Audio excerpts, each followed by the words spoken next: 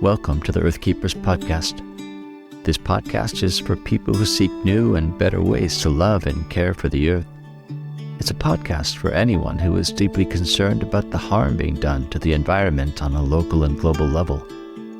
It's a podcast that builds community and connection between people of like heart and mind, people who believe that earthcare should be integrated into every aspect of life, and for many in the Earthkeepers community, that includes our spiritual lives.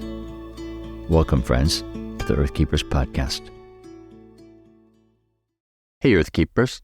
Welcome to part 2 of my conversation with Wes Willison. For those of you who listened to the first part of our talk in episode 106, you'll recall that the conversation was pretty emotionally intense at times, but that's because we were trying to tackle some hard truths about how younger generations are struggling with the prospect of an increasingly troubled future for the planet. Now, to be honest, while I went into the conversation with Wes assuming that he and his community had serious concerns, I don't think I realized just how heavy those concerns were or how profoundly they impacted their decisions about community, family, and vocation. And especially because I consider Wes to be family, the conversation impacted me deeply on a personal level. Well, rather than edit out the emotional moments, we decided to leave them as they were, for the sake of honesty and truth-speaking. And as you'll hear in this episode, the second half of our conversation was just as moving for us as it might be for you. In this episode, though, we focus more directly on the overarching theme of Season 5, in which we've been exploring the idea that every vocation can somehow be made greener. That is, in almost every job, we can find ways to practice the values of earthkeeping. As a real estate agent in Philadelphia, Wes has given a lot of thought to how his work of helping people to find homes is essentially ecological work and an expression of creation care. That's where we pick up the conversation now, where we turn to the questions of home and land and ownership. And just a note, at the end of the episode, I'll give you some information about Wes's own podcast focused on those very themes. I want to get really specific to your life, your community, and maybe you could talk about your friends. What are some of the things they are concerned about? What do you guys wrestle with in conversations together? I'm in a reading group right now with a few friends who are in various places in their relationship with church and their relationship with politics. It's probably 6 of us. We meet maybe every other week to once a month. We're reading a lot of leftist theory, sure, also mixed in with theology, reading some James Cone, reading various things. I think maybe 2 of us have some seminary education. The other people are sort of just very well read, very thoughtful, very curious. That's the place probably where I'm having these conversations the most frequently right now. And this was something none of us were getting in our church contexts, definitely not in other more secular contexts, so we tried to make this space for ourselves. I think a common thread that's come through those conversations is, one, with systemic injustice, what do we do with things like complicity? How do we make sense of being involved in and yet also not responsible exclusively for the kinds of systemic injustice we see all around us, or the kinds of ecological disasters that all of us play a part in, and yet none of us have the power to change? That is a big conundrum. Another being, and this is probably the biggest reason I went into real estate at all, the question of ownership. To own something, to be simple, to have that bundle of rights over something is a very, very mixed bag at this point in human history, right? Like, of anything, there's few things more powerful than having a space you can call your own and where you can really belong. But at the same time, our ideas and legal practices around ownership have produced kind of inequality and pretty callous attitude towards the commons, towards the earth, towards however you want to define it. Ownership is a really big concern. There's something really wrong here, and yet there doesn't seem to be a way through life without engaging with it in a positive sense and saying, I am going to be an owner of something. I don't want to be a renter my whole life. And yet that's shot through with this complicity conversation and with this lurking question in the back of my head. I'm owning, and now I'm like perpetuating a system that I cannot believe in, and yet I cannot survive without, right? That's a dilemma. And I hear many of my friends expressing that dilemma. And this is conversation that I have in real estate, but people have already, in most senses, come to an answer on the positive side in response, right? They are saying, no, I do know I need to own. Help me do that in a way that's perhaps less problematic than it otherwise would be. And so I stand fully in that mystery that we don't have an answer yet, and yet this is what it takes to survive, right? To minimize precarity and increase resilience does involve ownership, even at the same time as we don't have an answer to how to fix the ills that come from ownership. Does that make sense? It does.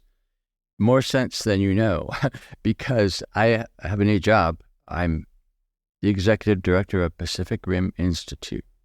We're on Whidbey Island. We're like this 175-acre piece of land, and we're actually trying to put much of it right now into kind of a conservancy, right, to protect it for the future. But as we manage it in the meantime, that question of ownership has become enormous. I feel responsible actually to make decisions about how we look at the question of ownership for the future. Just last weekend, we had what's called the camas bake, and multiple tribes in the area come together, gather for a festival for 3 days on the land. Camas is a bulb that's a traditional native food in this region. And so we have some native prairie and some restored prairie, and it includes this native species, camas. And so the native folks come and dig the camas. A lot of youth come and they learn about the traditions around this food, camas. But being with them, watching them, seeing their communities come together on this place, these 175 acres, it made me happy and sad at the same time. Happy to see that they had access, right? That they could use this space for learning, for community, for recovering traditions, for teaching youth and passing on traditions. At the same time, I thought, it's sad that they had to have our permission to do that.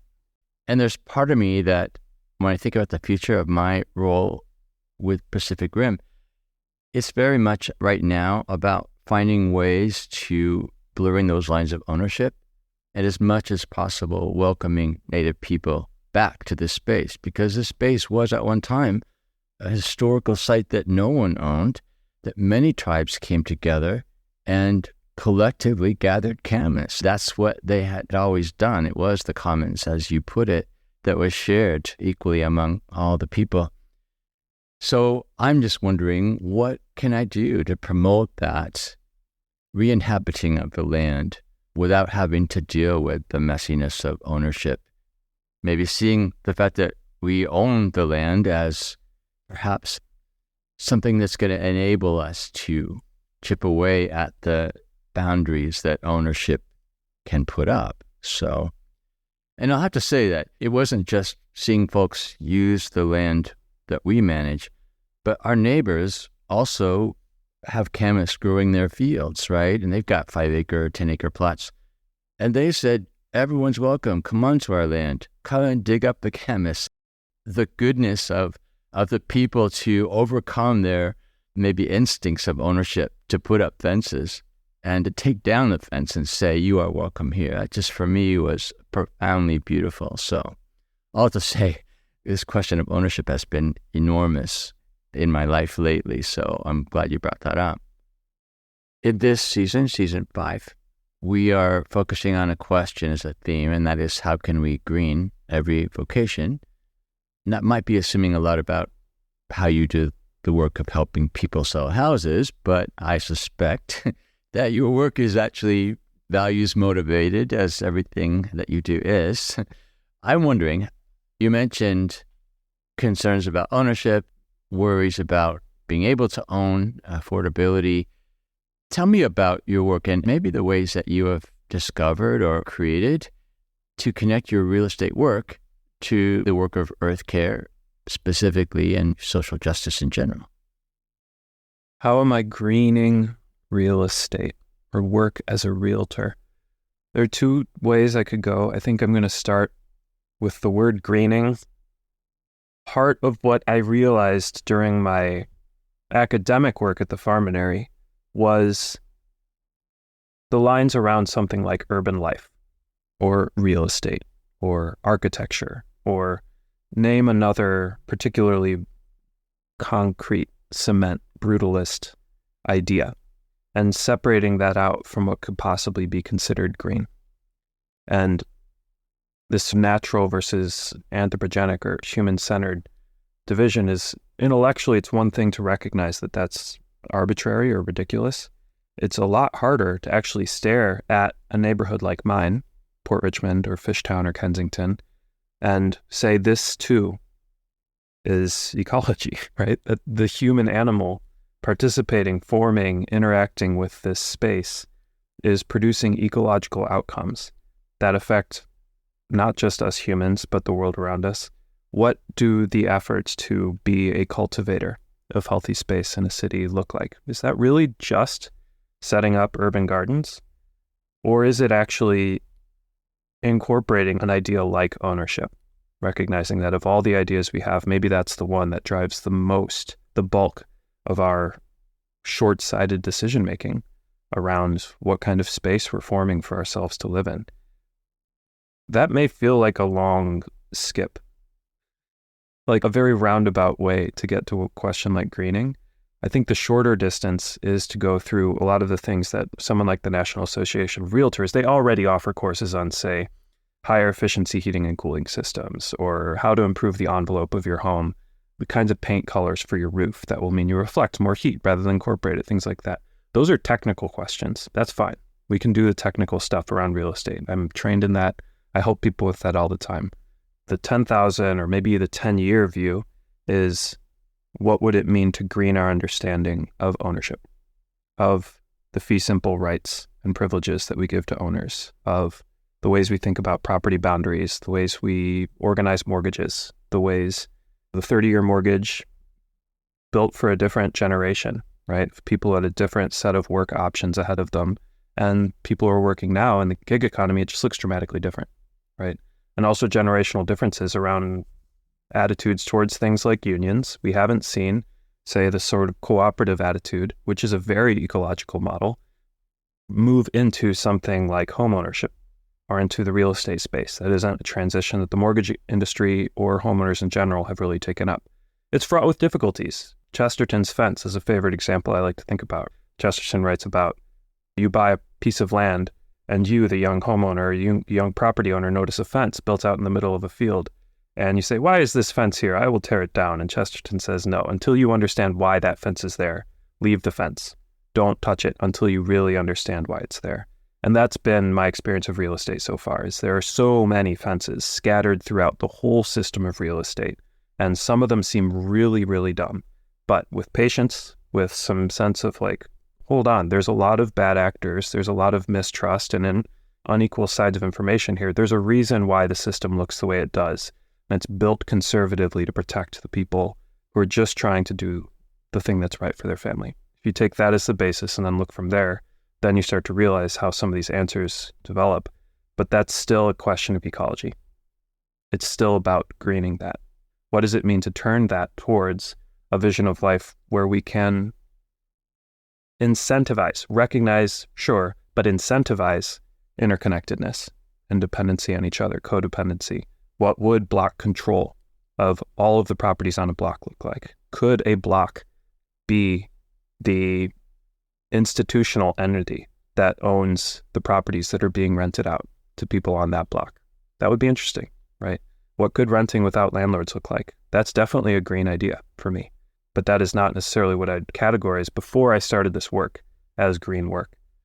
Those are the things that I'm aiming towards, while at the same time staying involved in things like, yes, let's plant trees in the neighborhoods, let's take over some of these lots that have been left abandoned and set gardens down. Let's build institutions that can protect these lots. Things like land trusts, land banks, looking towards the next 10, 20, 30 years.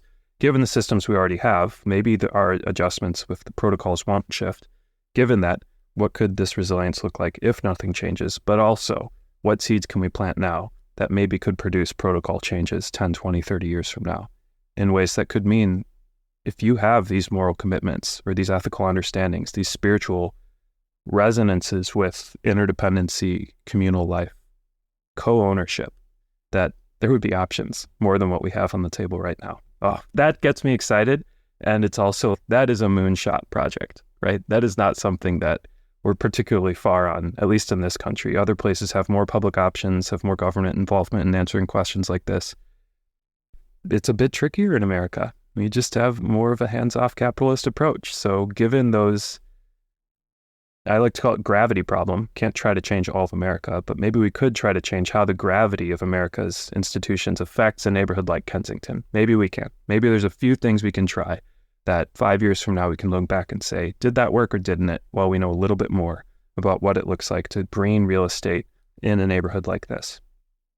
What I find particularly inspiring, intriguing, surprising about your answer as a whole here is you're kind of taking apart that word green in its conventional understanding. You're deepening it. And in particular, I hear you saying that your work, even though you're dealing very much with human concerns and human society, you're blurring the boundary in terms of what creation means, what counts as ecology. There is not necessarily the line between human society and the rest of creation, which is part of the problem that we're in, is based on that false dichotomy. Your perspective seems a little bit more integrated. And in fact, as you spoke, what came to mind is the fact that the word ecology is based on the root word oikos, which is house. The law of the house, yeah, how it's organized. In a sense, you're really an ecologist in the deepest sense of the word, and that you're dealing with homes. Yeah, if we are animals and this is how we shape our environment to be home for us, then of course our homes are ecological. We may have a pretty short-sighted or pretty limited capacity to understand some of the long-term effects of the homes that we're living in, but that doesn't change the fact that we're animals. In rock climbing right now, there's a controversy around climbing shoes. The kind of rubber that you have on your shoes is a really big deal for performance. You need really sticky rubber. And the stickiest of rubbers, we've just learned in the last month or so, they're made with PFAS or forever chemicals. And when you're climbing and you rub the rubber down on your shoes, little bits of dust goes up into the air in this enclosed climbing gym and you end up breathing it in. So there are all these health concerns, as well as the attendant systemic concerns of why wasn't anyone paying attention to this? We've known about PFAS for a minute. Why are we only learning in this past month or so that these chemicals are present in shoes? Who's at fault there, right? Who do we blame? Is blame even the right conversation? Is one person really guilty for all of the things that will happen because of PFAS being in people's bodies? I don't think so. But it is an ecological question, even in something where literally the handholds for climbers are made of plastic. They're like a resin that's put in molds and you grab it. This is an ecological question. And the discourse given to me by my ancestors, so people like the Audubon Society, conservation, you name it. I'm standing on the shoulders of these conversations and then looking at, okay, what does this mean now for those of us who are going to be renters for the next decade in environments that are extremely concrete heavy, do not have access to the quote unquote green spaces that so many of us look for in an activity like climbing, or even just to have dogs, to be participants in a gardening, in a productive, cultivating society. A lot of those options are foreclosed by mechanisms given to us by the market. So then what does an ecological conversation look like for us? It does have to go through all these ideas that I just said, as much as they go for everyone else, but our focus has sort of been forced into thinking about, okay, well, I bike on concrete and asphalt all day. That is an ecological activity. I have to be able to think about it that way, because I can't just switch this part of my brain on when I encounter something that's literally the color green, because Philadelphia is not a very green city. There's just not very much green until you get to the parts of the city where it is extremely wealthy, where there's massive institutional connections and prodigious wealth being brought to bear to then have a conversation about going green as one more element of privilege, right? Another feather that you stick in your political cap of saying, yes, I too shop at Whole Foods. That's not the case for the most of the neighborhoods that I live in. So then what does a conversation about going green look like when you can afford $700-800 a month for rent? You cannot afford to spend that much in groceries to eat in a particular way. There are other upstream concerns that are coming downstream. That means that your diet, your physical activity, your relationship to whatever the real estate industry wants to call green. It's so backed up. There's so many other things upstream. And so a lot of my work has been, okay, wherever people are in their process of real estate, one, I need to actually solve your problem. We need to get you a place where you can be safely in a space where you can belong, that fits your needs, that is accessible to what you need. There's just a very specific technical work of real estate. And then beyond that, can that also tie into your deepest ethical, spiritual, personal concerns? Because for so many of us, this is a third of our income. It's a massive amount of our time given to this search. And then, of course, we're spending so much time in these spaces ecologically as persons, as animals, navigating a physical environment. Then also all those concerns on top of just the very basic, I need somewhere to be so I don't end up on the street. I do find these woven together. And for me, these are very satisfying conversations. For a lot of the clients that I work with, there's a lot of disquiet around the contradictions or frustration around the concessions that you have to make ethically, that I have to give up this thing I really believed in because I just don't have the money for it. Or I have to foreclose this conversation that maybe I'd like to get into when I'm ready to become a homeowner. But as a renter, I just need to find a place. I can't think in this sort of expansive attitude towards making an ethically or ecologically sound choice. I just have to get something done. I walk people through that conversation of saying, this is not your fault that you can't afford that.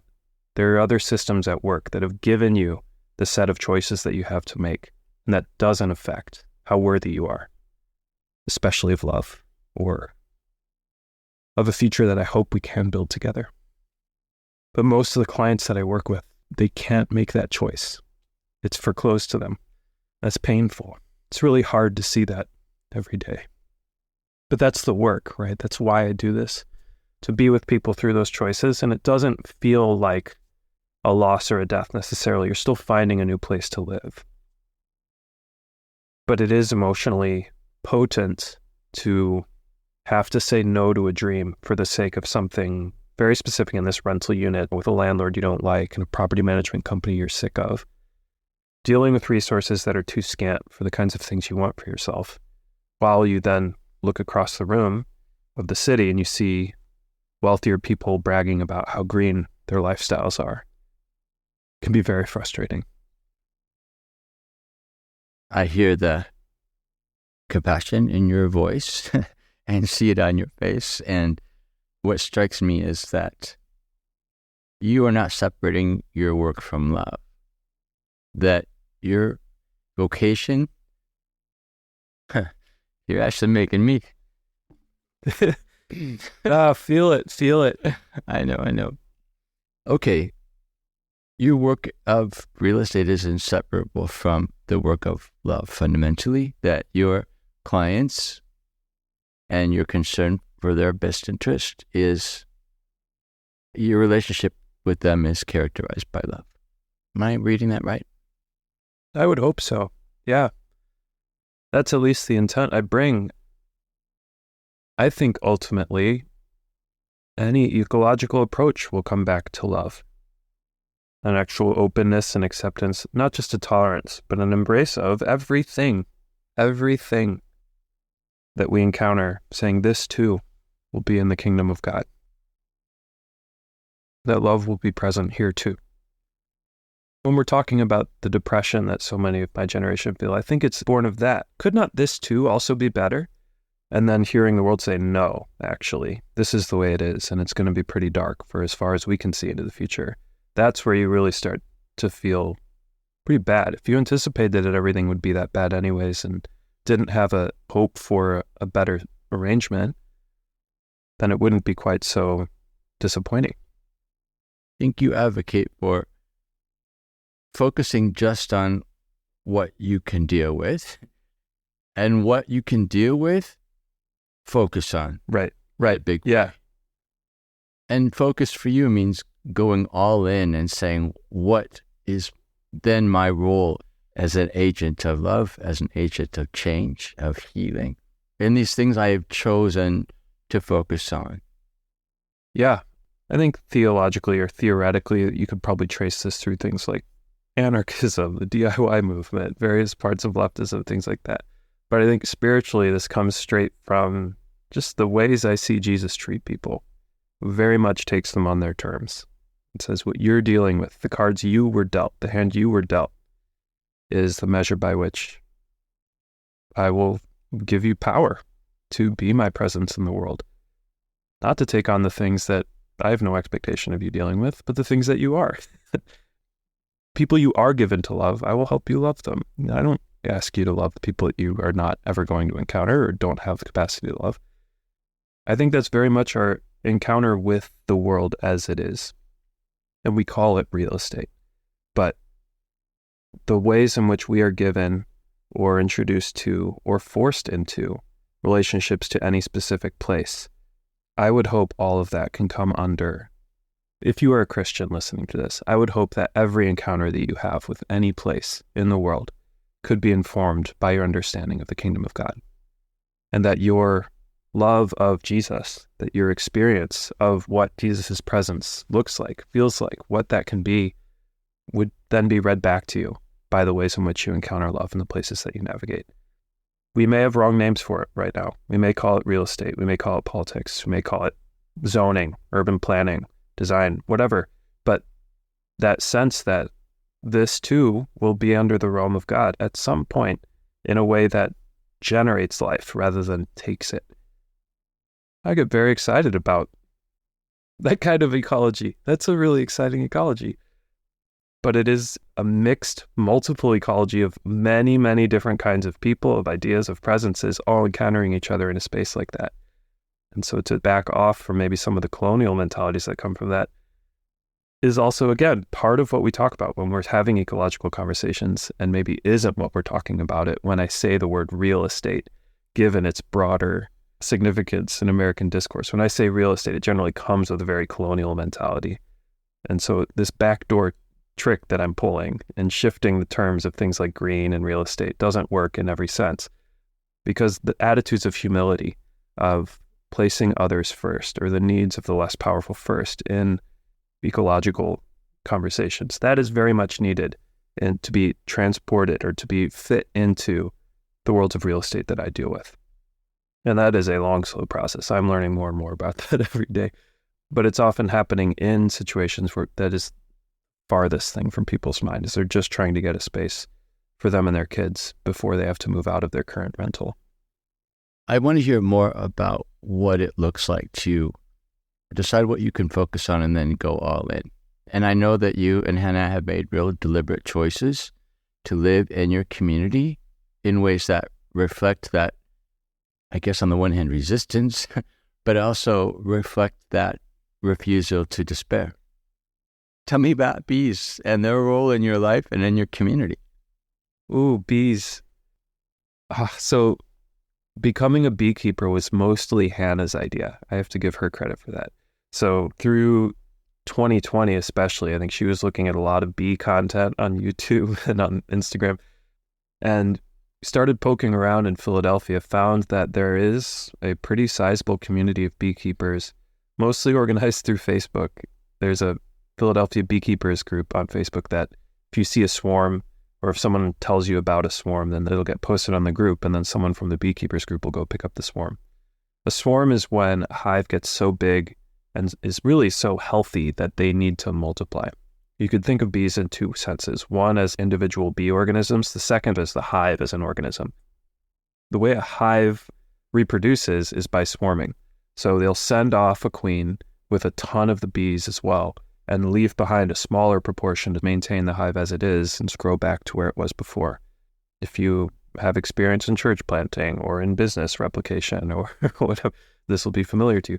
But swarms will leave the hive. They'll land somewhere nearby where they can rest and wait for the recon bees to come back with their information about the next best place to go. And based on that information, they'll then move to their new home. When a bee swarms is the indication to beekeepers, you have to get this swarm right now before it finds the eave of someone's house or the vent fan from someone's bathroom for the bees to then move in, because that's when it gets really painful for everyone involved, right? Bees typically don't survive a move into a space like that. Exterminators will come and kill them. Typically, it's not legal, but it does happen. Or humans will get stung. There will be problems in that direction. So when that call comes, at this point, Hannah and I go and we help relocate these bees. We only caught one swarm this year, but it's still May. Saying is a swarm in May is worth a bale of hay. Swarm in June is worth a silver spoon. Swarm in July isn't worth a fly. As this summer goes on, there's just less and less chance that a swarm could relocate to a new home and be resilient enough through the coming winter. They just don't have enough time to build up their stores of supplies. Working with bees on things like swarms, on relocating them, on finding which places in the city are actually ready to accept a swarm, and it's still within reach of Hannah and I, so we can still care for it. All of those things have deepened our connection to our neighborhood in some very interesting ways. We've learned where all the beekeepers of Philly live. They're really interesting people. They're often tucked away in some of the nooks and crannies of the city, and these homes that maybe you wouldn't expect from the outside to be as large and expansive in the back. Some of them have multiple lots on these blocks that have maybe 40, 50 houses to a block. One house, you may look out the back and realize it's actually accumulated a lot of the empty lots maybe on the other side. And so they have all these garden beds and they have all these hives over in the corner. And this is the slow, secret work of 40, 50 years of cultivating Philadelphia. So I mentioned when you find a worm in the soil, you shout doxa. When you find a beekeeper in the wild, it's kind of like, oh, here's some people who are turning over the soil of Philadelphia in ways that are very interesting. There's more good things happening in the city than maybe it looks at first. Be ready to be surprised by that. This has just been a really joy-giving experience to be a beekeeper in the city because of all that. These are people, for the most part, are not tooting their own horn and bragging about all their successes on Instagram and Facebook. They're actually able to work better because they're off of those platforms, and thus their stories don't get spread quite so much. So it's a bit of a positive feedback for the sake of the bees, negative feedback for the sake of storytelling to people who might be stuck on the internet all the time. So if you're in Philadelphia, if you're in the region, if you're hearing this and you want to see the bees, come see the bees. They're very friendly. Honeybees are, for the most part, just happy to build their hive. We have precautions we take as beekeepers to make sure we don't appear as a threat to them. And then we're very easily able to inspect the hive, check that the queen is okay, see that the brood is being produced and that the honey is being collected, all those things, making sure there's no disease, no mites, no pests, no ants sneaking into the hive, no dogs or anyone else knocking it over to get at the honey. This has been as involved a cultivation work as anything we ever did in a garden at the Farminary. Beekeeping has been wonderful. Highly recommend. 10 out of 10. You do realize the beautiful irony in the fact that in your mission to find new homes for bee communities, that you're kind of a bee real estate agent, aren't you?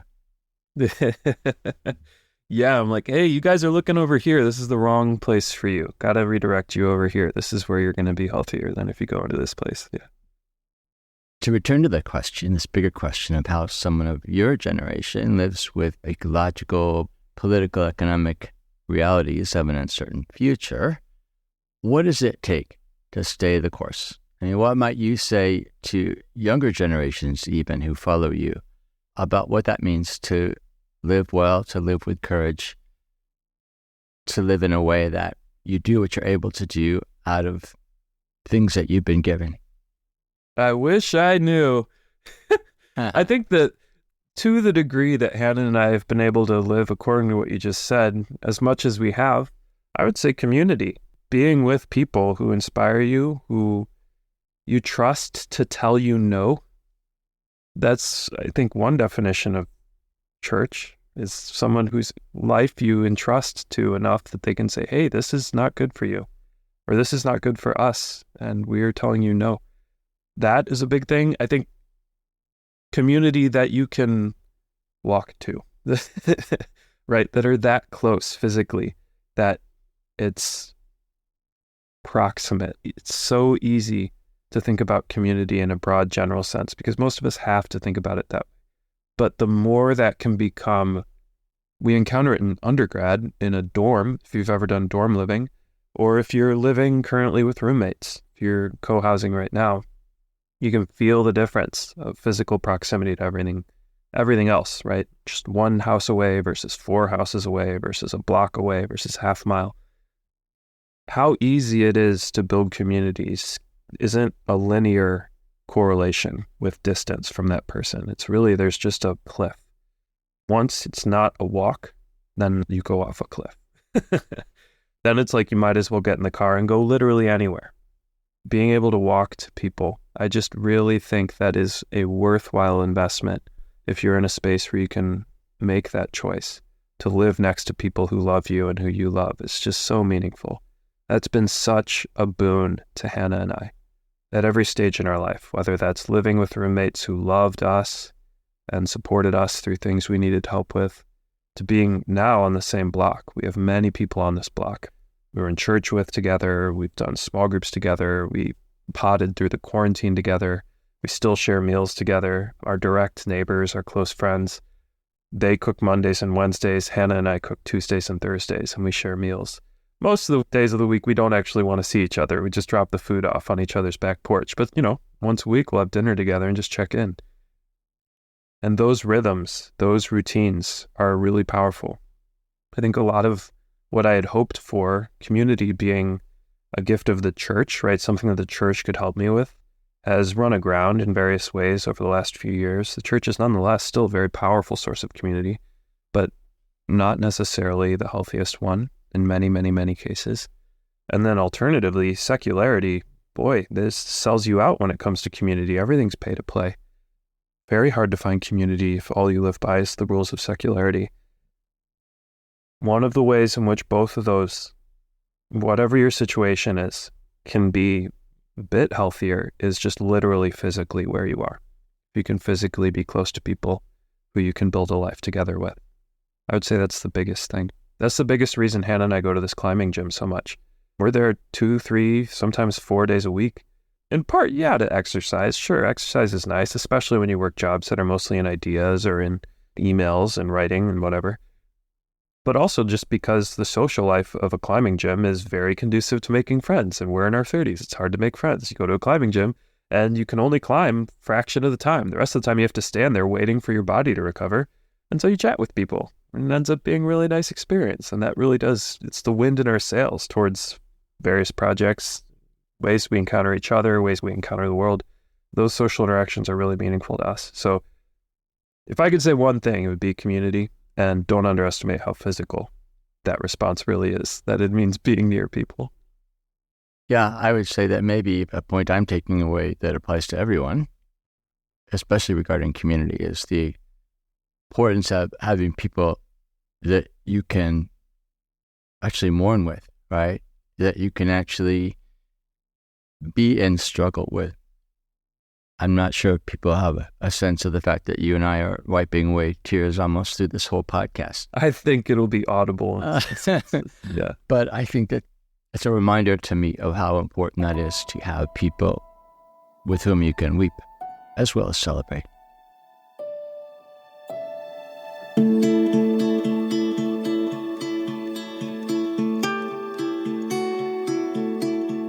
We've been in conversation with Wes Willison, a man striving to be a greener real estate agent. If you want to hear more of his thoughts about community, place, and home, I highly recommend his podcast and his Substack column, both called How to Get Home. Finally, please help us to get the Earthkeepers podcast out to more listeners. In particular, if you know of any real estate agents or even folks looking to buy or sell or rent a home who would benefit from hearing this podcast conversation, please share with them a link to this episode. You'll find more information about Wes's work and about some of our conversation topics on the podcast webpage at earthkeepers.online. The Earthkeepers podcast is an expression of Circlewood, an organization committed to cultivating a more ecologically conscious faith. For more information about the podcast or to learn about the ways you can support this work, go to our website at earthkeepers.online.